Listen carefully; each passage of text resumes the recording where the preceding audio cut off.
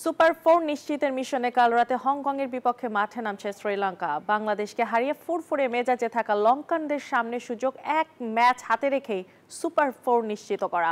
অন্যদিকে গ্রুপ এর ম্যাচের সন্ধ্যা 6টায় আবুধাবিতে মুখোমুখি হবে আরব আমিরাত ওমান। বাংলাদেশকে উড়িয়ে দিয়ে এশিয়া কাপে দুর্দান্ত শুরু করেছে শ্রীলঙ্কা। টাইগারদের বিপক্ষে বড় জয় সুপার 4-এ এক পা দিয়ে রেখেছে লঙ্কানরা। তবে শেষ চারে নিজেদের জায়গা নিশ্চিত করতে সোমবার হংকংয়ের বিপক্ষে মাঠে নামবে শ্রীলঙ্কা।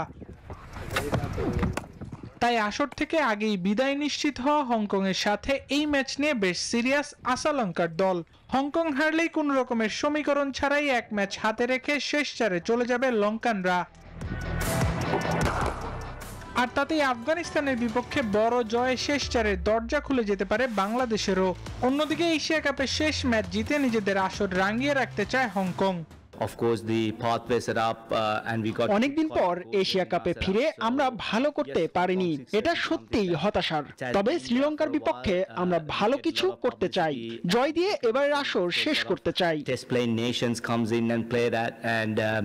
দিনের আরেক ম্যাচে স্বাগতিক সংযুক্ত আরব আমিরাতের বিপক্ষে মাঠে নামবে ওমান। ম্যাচ দুটি শুরু হবে বাংলাদেশ সময় সন্ধ্যা 6টা ও রাত 8:30টায়।